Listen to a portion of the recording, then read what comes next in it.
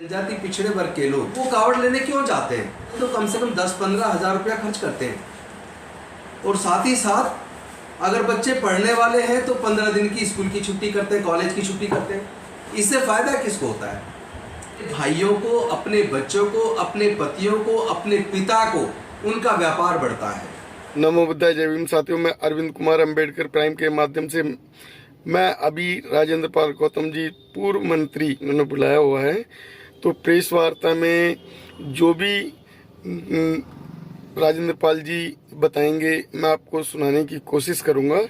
तो चैनल को आगे देखते रहें, सब्सक्राइब, लाइक, शेयर अवश्य करें अगर आपको वीडियो पसंद आए। जनजाति पिछड़े वर्ग के लोग वो कावड़ लेने क्यों जाते हैं? आप अपने बच्चों को कावड़ लेने जाने से रोकिए, क्योंकि जब वो कावड़ लेने जाते हैं तो कम से कम 10-15 हज़ार रुपया खर्च करते हैं।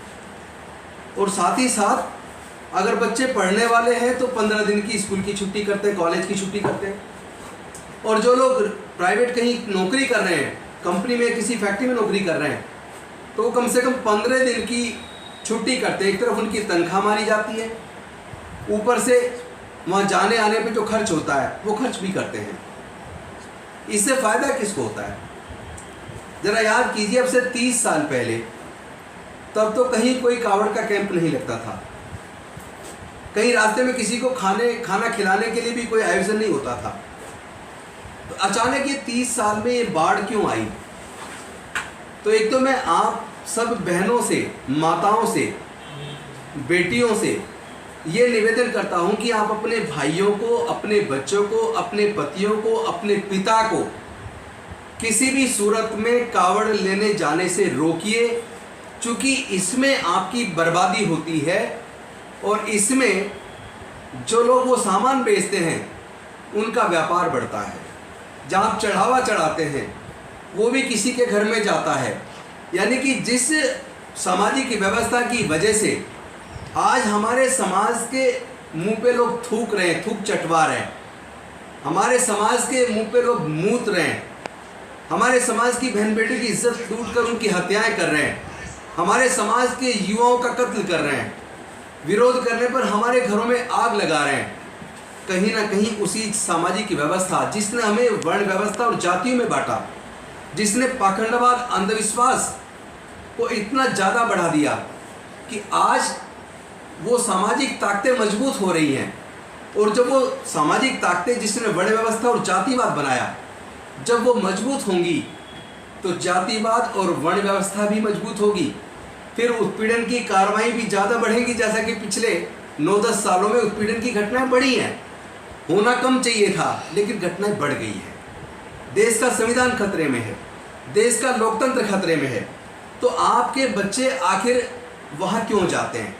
जितने भी दंगे होते हैं, दंगों के अंदर जो बच्चे मारे जाते हैं या जो बच्चे दंगे के बाद जेल जाते हैं, वो कौन है? उसकी लिस्ट कभी निकाल के देखिए, ऑन रिकॉर्ड देखिए, आरटीआई लगा के सरकारों से मांगिए।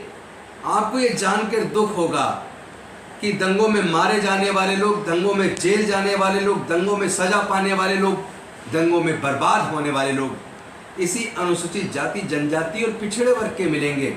मैं पूछना चाहता हूँ, जब हमारे लोगों का कत्ल होता है, बहन बेटियों की इज्जत लूट के उनकी हत्या कर दी जाती है, हमारे लोगों के घर जला दिए जाते हैं, हमारे लोगों के ऊपर पेशाब किया जाता है, हमारे लोगों को थूक चटवाया जाता है, किसी का मुंडन कर दिया जाता है, उस वक्त वो संगठन जो फिल्म के अंदर किसी डायलॉग मात्र पर किसी सिनेमा घर में आग लगा देते हैं, रोड पे आके धरने प्रदर्शन करते हैं, तो हमारे ऊपर पेशाब करने पर, हमारे युवाओं की हत्या करने पर, हमारे घरों को जलाए जाने पर वो विश्व हिंदू परिषद कहाँ चली जाती है?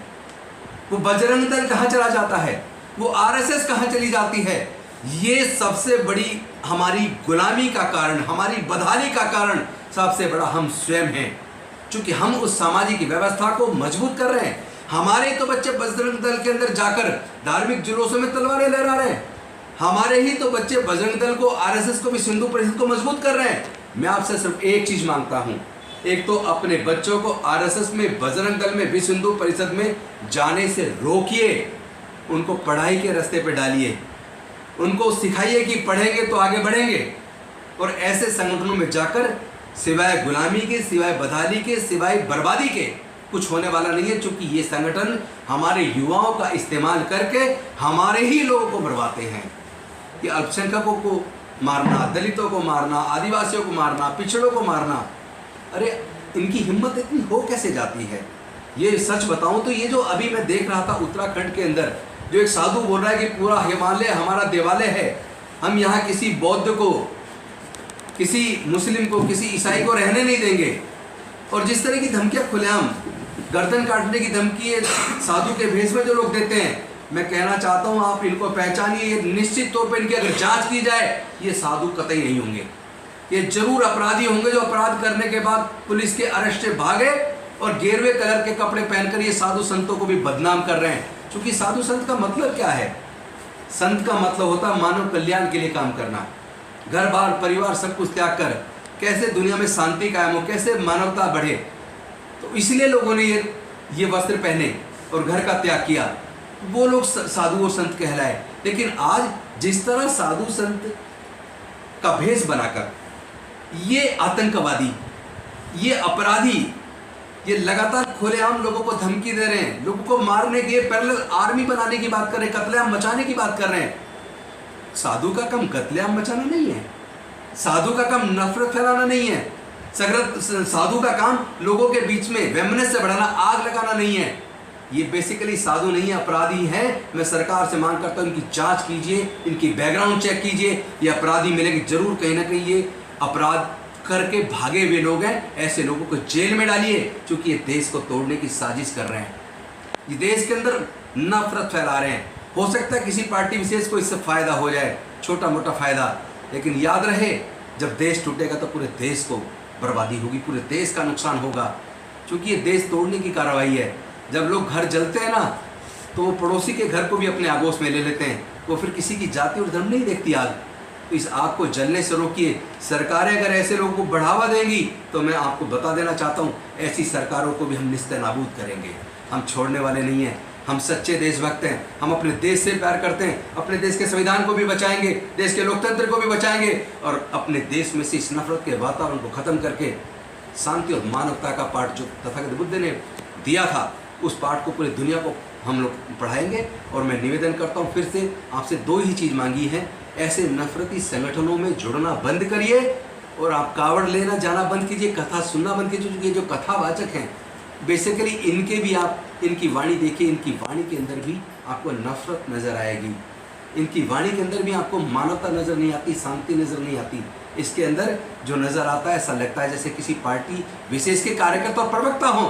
तो ऐसे प्रवक्ताओं को सुनना बंद कीजिए और ऐसे मीडिया चैनलों को भी देखना बंद कीजिए जो बीजेपी के प्रवक्ता के तौर पर अपने चैनल पर डिबेट कराते हैं तो केवल नफरत बढ़ाने के लिए। बस इतनी दो मांगे मैंने आपसे की हैं। इन्हीं मांगों के साथ मैं उम्मीद करता हूँ आप मेरे दिल की पीड़ा को समझेंगे और मेरी इस मांग को स्वीकार करेंगे और अपने बच्चों को ऐसे संगठनों में जाने से और ऐसे दंगों में अपने बच्चों का इस्तेमाल होने देने से और ये कावड़ वगैरह में, कथाओं में अपने बच्चों को जाने से रोकेंगे। मैं ऐसी आपसे उम्मीद करता हूँ। बहुत बहुत धन्यवाद। नमो बुद्धाय। जय भीम, जय भारत।